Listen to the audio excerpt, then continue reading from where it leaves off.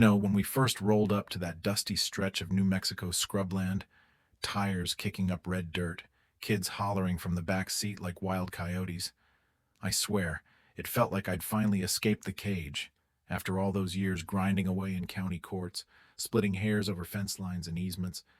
Now here I was, Jack Harlan, staking my claim on 25 acres of raw freedom, pinon pines whispering in the wind, no busybodies telling me how to live. My wife Ellie was already dreaming up her herb patch, boots off, toes in the soil, while I unhitched the generator, figuring we'd rough it in the old Army surplus tent for a bit. Solar panels for showers, canned beans, and trail mix to tide us over. Hell, it wasn't just a move. It was a rebirth. No HOA breathing down our necks. I checked the deeds thrice. This plot was clean, independent, zoned for whatever dream we built on it. But damn if trouble didn't come roaring in before we even pitched the tent. Headlights slicing through the afternoon haze, a black sedan with that shiny Mesa View HOA emblem pulling up like they owned the place. And out steps this woman, Susan Whitaker, all starched blouse and clipboard authority, flanked by a couple of rent-a-cops in cheap vests. No smiles, just that cold stare like we'd crashed their private party. She didn't waste time on hellos, marched right up, eyes scanning our trailer like it was a blight on her perfect suburbia, and barked, "This is restricted territory. You're squatting on Mesa View land. Pack up and clear out in 10, or we'll handle it." Her voice dripping with that entitled venom. The kind born from years of lording over cookie-cutter lawns and fining folks for mismatched mailboxes. Turns out she'd twisted some old subdivision map to include our acres, driven by this obsession to expand her little empire, swallowing up undeveloped lots to boost property values and her ego, masking it as community protection. But really, it was about control, power over people who dared live free. I stayed calm, grabbed my binder of surveys, plats, the whole legal arsenal, and handed it over, saying, "Ma'am, this ain't yours. County records say otherwise. We're outside your lines, so kindly step off." But she barely glanced, tossed it back with a scoff. "Our boards voted. This falls under our oversight, integration for the greater good," and nodded to her goons, who lunged for the generator like it was theirs to repo.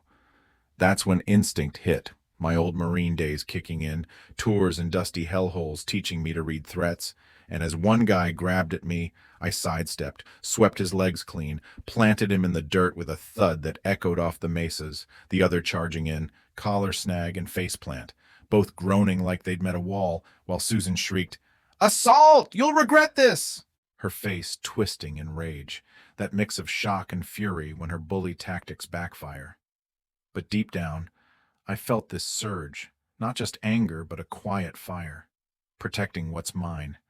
My family watching wide-eyed as I dusted off and said, "Touch my stuff again, and it'll be worse." Cops showed up quick. Sandoval County deputy rolling in, lights lazy, taking it all in, the downed guards, Susan ranting about bylaws like scripture, me sipping coffee from my mug, and after poring over my docs, he nodded. "You're clear.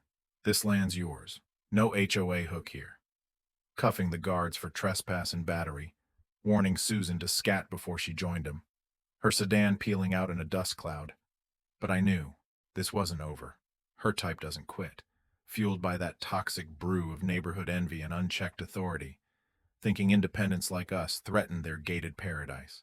Days blurred into setup, gravel paths, rain catchment, kids helping dig post holes, until the mail brought her next jab, a fat envelope from Mesa View, fining us $7,000 for non-compliant eyesores, like our tent and solar rig, claiming some phantom 2015 clause dragged our land into their fold, a kangaroo ruling scribbled in what looked like cocktail hour haste, Susan's signature bold at the bottom, her sister co-signing like family nepotism made it law. Ellie paced, fuming. "This is bullshit, Jack. They're inventing rules to break us." And yeah, it stung, that violation of our peace. But I channeled it, calling my old survey buddy now at the recorder's office, who chuckled dryly. Classic overreach. Flag it for the DA. So I filed complaints. Cease and desist certified. Every word ammo for the fight ahead. Then came the night watches. Her car lurking on the ridge. Headlights dying slow. So I rigged trail cams. spiked signs every 100 feet. Private land, surveillance active, trespassers prosecuted, turning their shadows against them. But Susan escalated, flyers hitting mailboxes like poison darts, dangerous off-grid camp endangering Mesa View families, lies about illegal wells we didn't have, unpermitted critters, just our hens, even smearing Ellie's brothers as shady outsiders helping frame our barn, all to rally her flock, whip up fear that our freedom might inspire defections from her regime. That's when doubt crept in. Nights staring at the stars, wondering if we'd bitten off too much, but no. This was deeper. Her grudge rooted in seeing us as rebels against the conformity she enforced. Maybe jealousy that we opted out while she trapped herself in endless meetings. I dug deeper, hired a GIS whiz pal, overlaid maps revealing her HOA squatting on BLM land, selling bogus lots for years, a scam veiled as community growth, and bam, evidence piled, forged seals on integration plans, outdated stamps like amateur hour. Reported it all, state inspectors tromping our lines, spotting tire tracks from her patrols cutting through our edge, even cam footage of her guys pissing near the coop like marking territory. Disgusting. Invasive, her way of saying, "We're watching." Then she showed Solo, pantsuit crisp, clipboard waving, "You're disrupting harmony, last chance to submit," dropping a fake citation at my feet, her voice cracking with forced superiority. But I just pointed to the blinking cam, silent, letting tech do the talking as she stormed off, that miffed huff hiding her unraveling.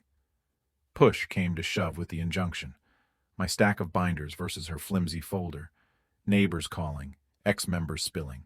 Susan rigging votes, fining for petty crap like wrong shade sheds. Her inner circle pocketing dues. Media jumped in. Local reporter Mia sniffing out the HOA tyranny saga. Her pieces going viral with shots of Susan's absurd annex booth at our border, plastered with doctored pics of our hazards, begging donations to her personal PayPal. Fraud plain as day. Families like the Ramirez clan joined, furious over her BLM ripoffs, turning it federal. Subpoenas ripping open her books, emails plotting to wear him down with red tape, unlicensed thugs exposed as ex-cons. Arrest hit hard. Susan booked for forgery, conspiracy, that smug mugshot splashed online, her empire crumbling as the judge dissolved Mesa View, nullifying fines, freezing her assets, barring her from ever HOA-ing again. Poetic, really. Her sister caught on cam tampering markers in the dead of night, shovel in hand, desperate to blur lines one last time. Now, a couple years on, our spreads thriving, veggie rows blooming, timber cabins sturdy against monsoons, kids swinging from cottonwoods, even a stone marker where her booth rotted. End of the line. No HOA allowed.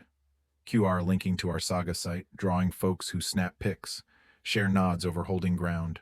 I run workshops now, teaching land law basics over burgers, folks leaving empowered, one gal tearing up, thought they could steamroll me too. Susan? Doing time for racketeering, her web tying into bigger frauds. But here's the twist that sticks. Was she pure villain, or just a product of systems letting petty tyrants run wild, communities fractured by greed? Makes you wonder, if roles flipped, would I fight fair, or bend rules for the greater good? What do you think? Ever dealt with HOA hell or seen justice twist sideways? Drop a comment. Share your take on where the line falls between protection and power abuse. Hit like if this fired you up, and subscribe for more Real Talk tales. Your story might be next.